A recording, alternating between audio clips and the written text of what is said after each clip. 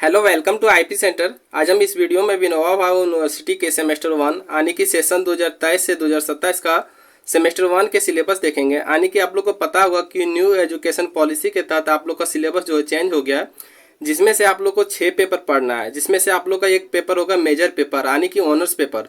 तो आप लोग का जिसका ऑनर्स पेपर हिंदी है यानी कि मेजर पेपर हिंदी है, उसका इस वीडियो में कंप्लीट सिलेबस देखने वाले हैं कि आप लोग को मेजर पेपर हिंदी यानी कि ऑनर्स पेपर हिंदी में आप लोग को क्या क्या पढ़ना है। तो आप लोग को पूरा वीडियो देखना है ताकि आप लोग को अच्छे से समझ में आ जाए और सारे डाउट को क्लियर हो जाए। ठीक है, तो ये है आप लोग का सिलेबस यानी कि जिसका मेजर पेपर हिंदी है उसका ये है सिलेबस। यानी कि आप लोग का जो एग्जाम है वो 100 नंबर का होने वाला है। ठीक है, यानी कि आप लोग का जो एग्जाम है वो 100 नंबर का होने वाला है, जिसमें से आप लोग का एग्जाम जो होगा वो होगा इंटरनल और एक्सटर्नल एग्जाम। ठीक है, इंटरनल एग्जाम आप लोग को 25 नंबर का होगा और एक्सटर्नल एग्जाम आप लोग को 75 नंबर का होगा।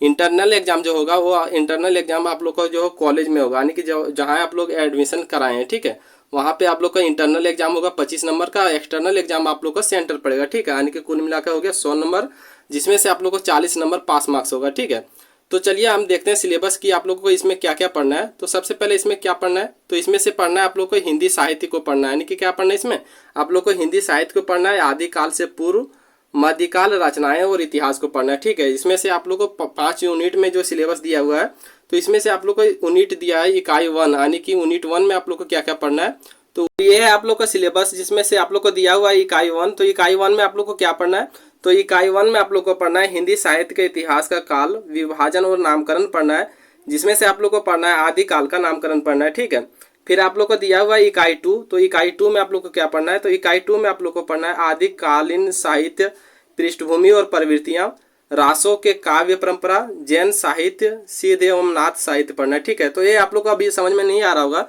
लेकिन जब इसका क्वेश्चन आंसर करवाएंगे तो बहुत अच्छे से आप लोग को समझ में आ जाएगा। इसलिए आप लोग को जो चैनल को सब्सक्राइब नहीं किए हैं वो चैनल को सब्सक्राइब कर लीजिएगा, ताकि इससे रिलेटेड जितना भी इंपॉर्टेंट क्वेश्चन है सब हम क्वेश्चन आंसर कराने वाले हैं। ठीक है, फिर आप लोग का इकाई 3 है। तो इकाई 3 में आप लोग को क्या पढ़ना है, तो इकाई 3 में आप लोग को पढ़ना है कि भक्ति काल के उद्भव की पृष्ठभूमि पढ़ना है, फिर पढ़ना है भक्ति काव्य और उसका वर्गीकरण, फिर पढ़ना है निर्गुण भक्ति काव्य, फिर पढ़ना है सद्गुण भक्ति काव्य पढ़ना है। ठीक है, तो ये आप लोग को इकाई 3 हो गया। फिर आप लोग का इकाई 4 है।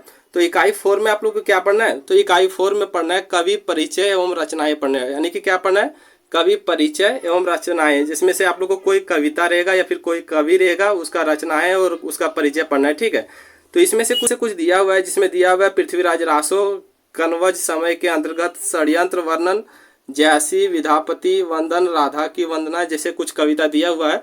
तो इसमें से आप लोग को ये जितना भी दिया हुआ है ये आप लोग को पढ़ना है। आप लोग को वीडियो पॉज करके देख लीजिएगा।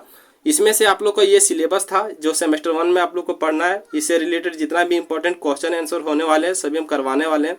तो अगर आप चैनल को सब्सक्राइब नहीं किए तो चैनल को सब्सक्राइब कर लीजिएगा, ताकि आप लोग का एग्जाम जो सबसे बेस्ट जाने वाला है। ठीक है।